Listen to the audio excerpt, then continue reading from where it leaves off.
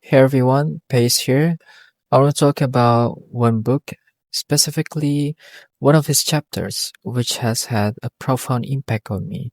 It has changed the way I perceive the world and the way I perceive myself. The title of the book is Dunia Sophie or Sophie's World in English. It is written by Joystein Gade, and I'm sorry if I mispronounced the name. It tells a story of a middle school 14-year-old girl named Sophie who one day found a mysterious letter which contains a simple yet profound question, which is, who are you? This book basically talks about the history of Western philosophy, and of course is different from Bertrand Russell book. It is also written in more understandable for someone like me. The one chapter of the book that I want to talk about here is called The Magician's Hat or Topi Pesulap in Bahasa. So imagine there is a magician with his hat. His hat at first is empty, but then somehow this magician pulls something out inside his hat and a rabbit appears. Then inside the rabbit's fur, many micro insects live there. When these micro insects are still a baby or a kid, each one of them tries to climb up the rabbit's fur to see the magician's eyes directly. But then as they grow up, live their lives, and become adults, most of them decide to go down slowly to get back to the surface, live there inside their convenient blanket and sleep well. In contrast, the rest of them decide to keep trying to climb up the rabbit's fall, and again so that they could see the magician's eyes directly. From this metaphor, as you might already know, the magician is the metaphor of God. His hat is the universe. The rabbit is, of course, the earth, the planet that we live on, while for the micro insects are us humans. Now, let me tell you my own personal interpretation of this metaphor. If you remember when we were still babies or kids, or you can observe babies or kids around you, babies and kids have a high curiosity about almost anything. They really want to know about their surroundings, about their environment, about anything else around them. Haven't you ever seen a baby who often grabs any stuff near them and then they try to taste it or even put that thing into their mouth? Or don't you realize the kids around you, they come to you, ask many questions about many things like, what is this? What is that? Why this could be happen? How this could be that? Etc. But then, as these kids, including you and me, grow up, live life, and become adults, most of us begin to lose our curiosity. Our curiosity start fading away.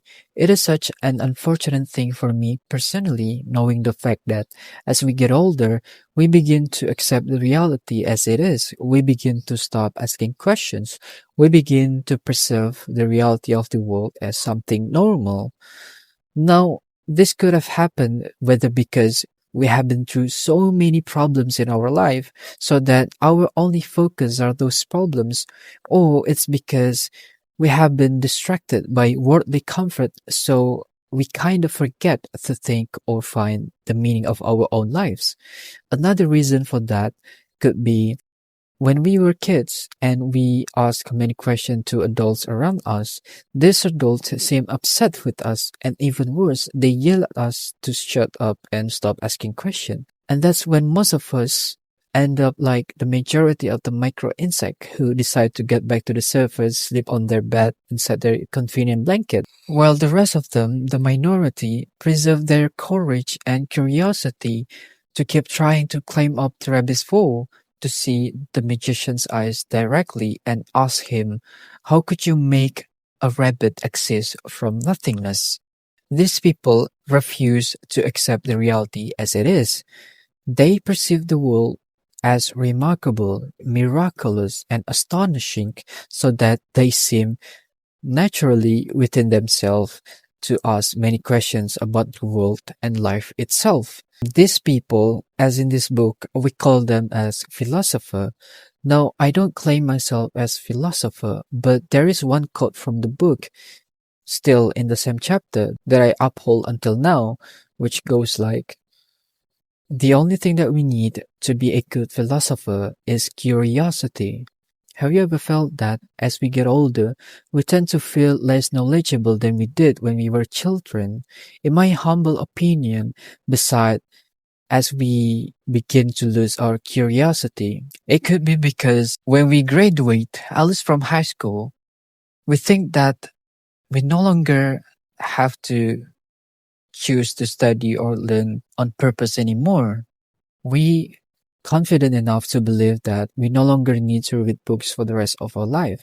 We feel satisfied enough to think that we have no urge to seek new knowledge. Or maybe because we have been given up with the harsh reality of life that makes us feel exhausted, so that we think our brain has no longer the capability to preserve the curiosity to think about these things and ask questions. While in fact, we just don't figure out yet how sophisticated our brain and how powerful our mind can be. Curiosity is fundamental. If our stomachs can feel hungry and our throats can feel thirsty, it actually goes the same with our brain. The difference is, unfortunately, our brain doesn't tell us when it's hungry or thirsty. So preserving our curiosity is very important. It's like maintaining our ability to identify when our brain are hungry or thirsty so that we can feed them with what they need.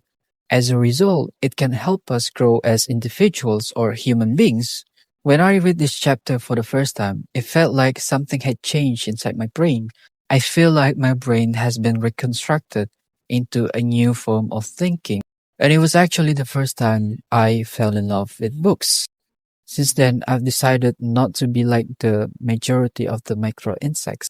And also hope that for each one of you who watches this, I hope that you will find one book that will make you fall in love with books so that your curiosity will be preserved until your last breath.